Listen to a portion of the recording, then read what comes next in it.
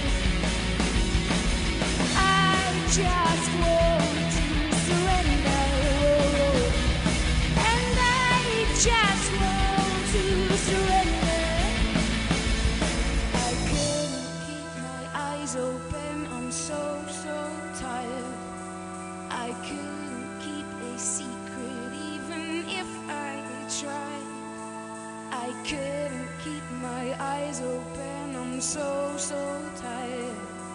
I couldn't keep a secret even if I tried. I couldn't keep my eyes open, yeah, I'm so tired of. And I just want to surrender. I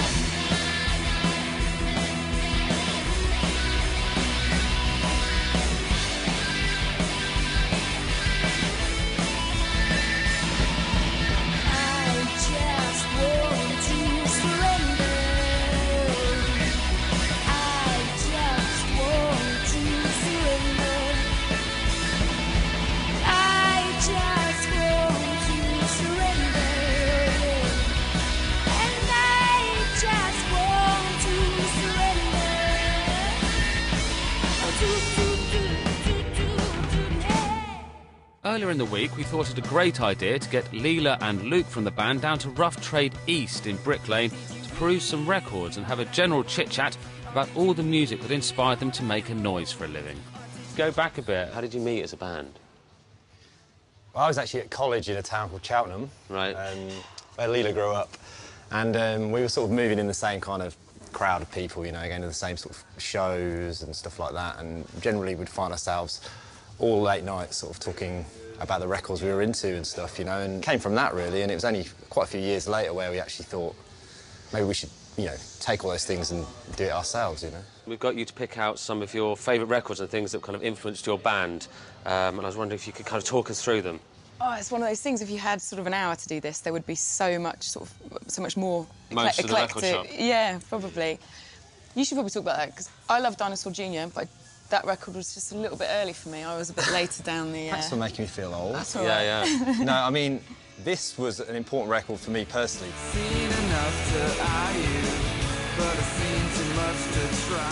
I kind of left school when I was 16 with no sort of idea about much, really. And Sure. when I worked in a really shitty office, and there was a guy working in this office he'd been there and he was kind of regretting his life a little bit. He had all these great indie records and alternative records from punk right through.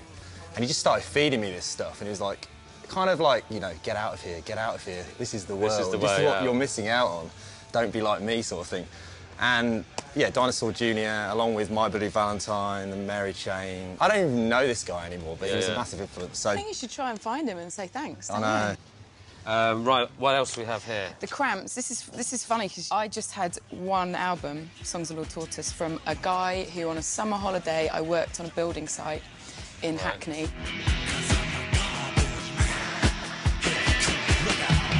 He just got me just into the sort of darker side of things. Nothing worrying, just music. But I remember he would play this sort of on this kind of stereo on this building site. You know, Pretty severe sleeve as well. Yeah, I mean, everything from the aesthetic to the guitar to the howling to the fact that they played in front of some prisoners in a mental asylum. You know, everything about them. they mean it. Rules. Which of the records you've kind of picked out today do you think is one that's influenced the actual kind of sound of your band? Spiritualised album, Ladies and Gentlemen Floating in Space.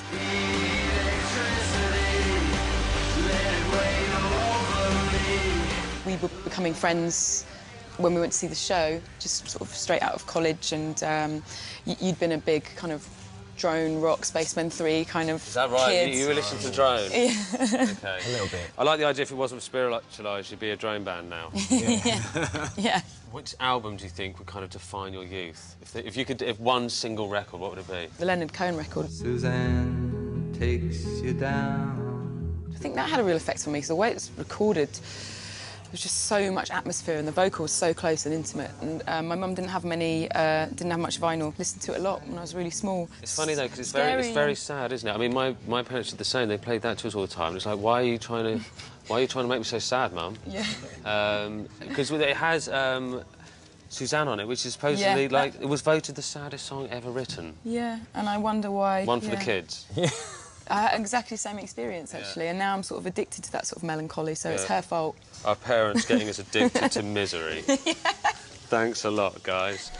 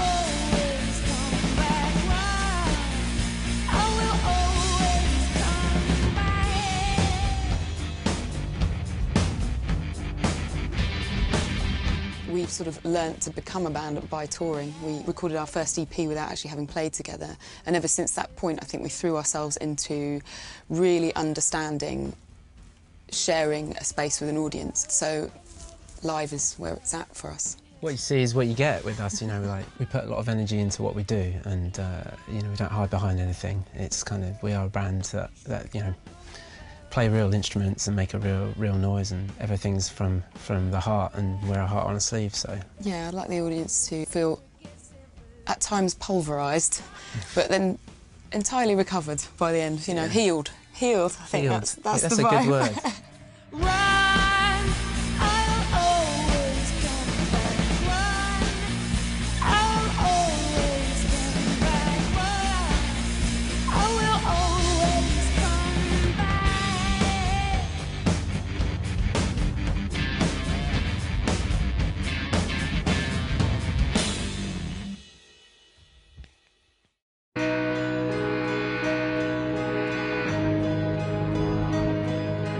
Welcome back to On Track with Sayat, where today we have London's Duke Spirit in the studio. We're halfway through recording. We thought now would be a good time to discuss with the band what track they're thinking about doing as their compulsory cover version. We brought you into the synth room, which kind of looks a little bit like we've made our own rocket, and we're about to kind of... I don't fancy our chances on re-entry. I feel like a Bond villain, and I'm going to do something very evil isn't it? very soon. I've got it under control. Do you think you'd know how that works? The Dalek modulator with the whammy. with the boogie filter. Yeah. It's quite painful. As you know, you have to do a compulsory cover version for this EP. How do you feel about cover versions, generally? It's always been something we've actually done, you know, Right. on B-sides of singles and things like that. It's something we've always quite enjoyed. It's a bit of a release sometimes, you know. You're touring, you're playing, you know, repetition becomes such a massive part of your life because you're doing the same thing over and over again, but wanting to always be really authentic and be, you know, really 100% involved in the 30th time you're playing this on tour or whatever. And sometimes the cover version just, comes as a bit of a little respite. holiday for you. Exactly, yeah. I guess it's just nice to sort of tip your hat to some of these people it's that kind of acknowledging people that have you, influenced you. And, without kind of letting us know what it is you are going to do for your cover, can you kind of explain why you've chosen to do it? Whilst on the one hand it could seem quite obvious, I think this is a sort of a heavy rock band that actually has a lot more roll. There's a sort of misconception of just total cliched heavy metal, but I think there's a real grace and swagger to this band that sometimes is missed and sort of hijacked by the sort of whiskey swigging. Wow, I'm intrigued. We saw these and we went, no. Take one down. Yeah. Right. And just turn them into thumbs. Yeah. Okay. No.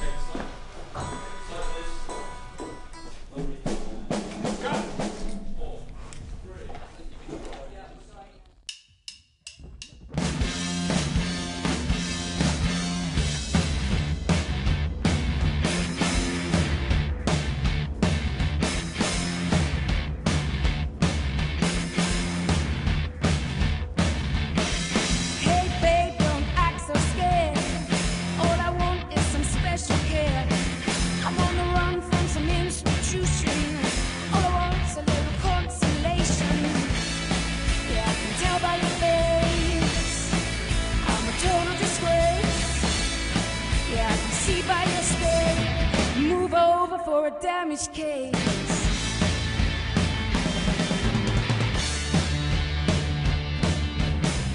Ooh, baby, the minutes start.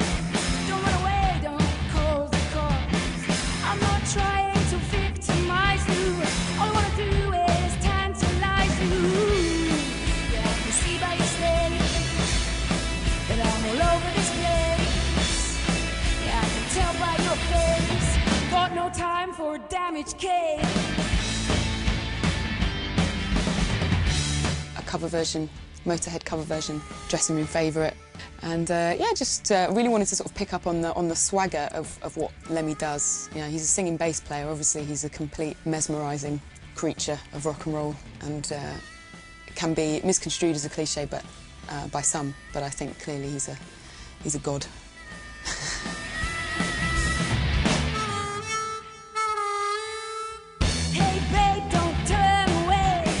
I'm here tomorrow and I'm gone today. I don't care what your game is. I don't care what your name is. Yeah, I can tell by your face.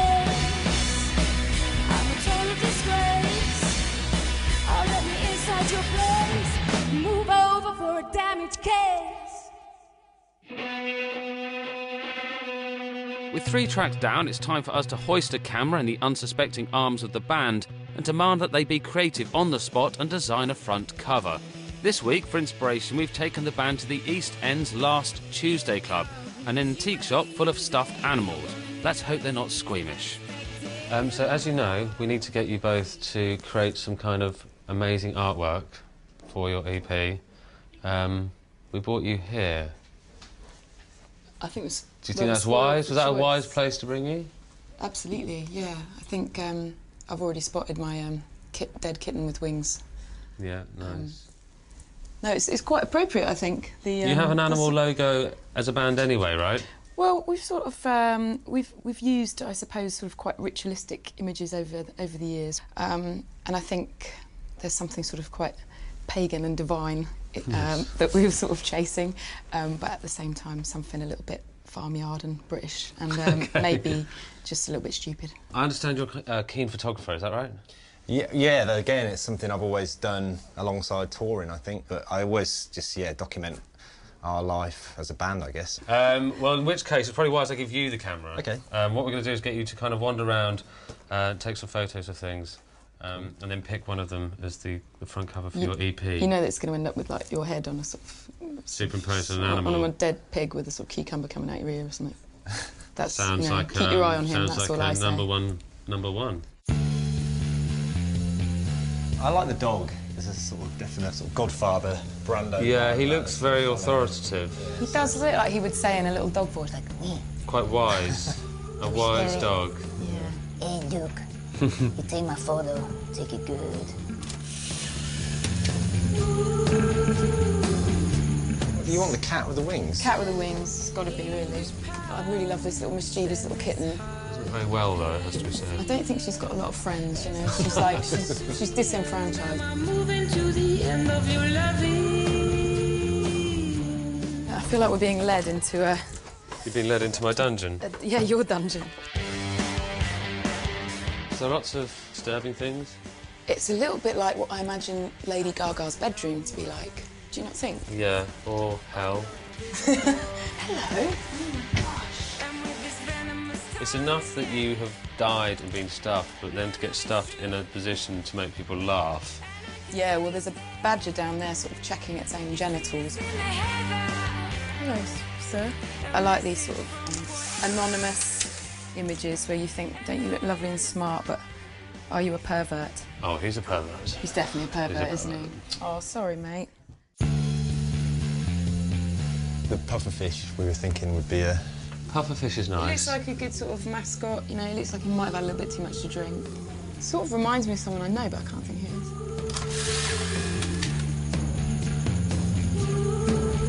is. I think it was made sort of on a children's television show, but then later rejected as sort of devil worship Too horrifying for kids. imagery, yeah. Clearly the work of an absolute lunatic. I'm moving to the end of your loving. So we have your photos back, and... Some of them look a bit too menacing, perhaps. I mean, can you be too menacing when you're in a rock band? Well, I'd say some of them are quite disturbing, to the point by which, like, I reckon certain kids wouldn't be able to buy it because their parents wouldn't let them have that cover in their bedrooms. And disturbing enough as it is for this kitten to have wings, it also looks like it might have been impaled on something quite sharp. Yeah, the way you've taken that one looks like we have a flying cat Yeah. with a thorn up its bum. Yeah, so it's Marlon the dog, or it's sort of pink-horned Terry, really, isn't it?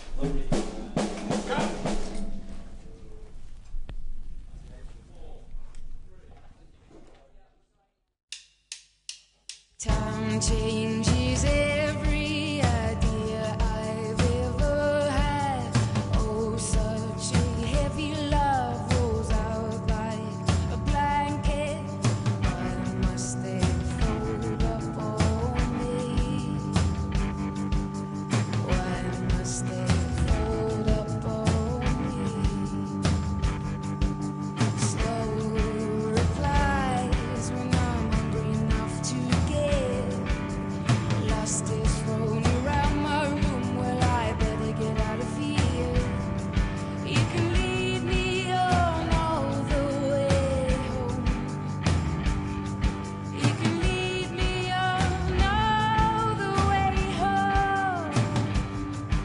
when I buy vinyl, it's not just about the sonics of it, you know, you have the artwork and you're buying into more than just the music. Of course, I always think it sounds warmer than MP3s and digital.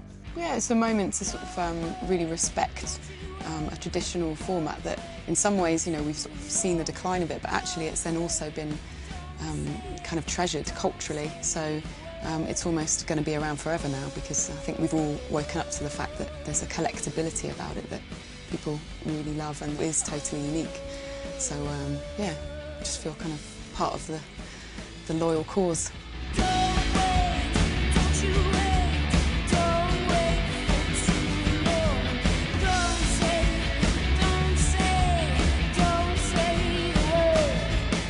Hi guys, how do you think today went?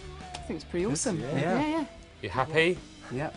Another day at the office, successful day at the office. A very successful day at the office. I have your final record here, including the sleeve that you've made. I don't know what your thoughts are going to be on this. I like it a lot. It's great, yeah. It's quite sinister. Yeah. It does look like maybe you're quite an extreme metal band. He looks a lot more cheerful on that than you did in the room. This is true. We've mellowed him. You've mellowed him. He looks kind of hypnotised by the music. Thank you very much anyway. Thanks a lot. Cheers for coming down. So many hands to shake. Let's shake hands. I've got a sweaty one. So have you. But you're the drummer. Thank you very much, guys.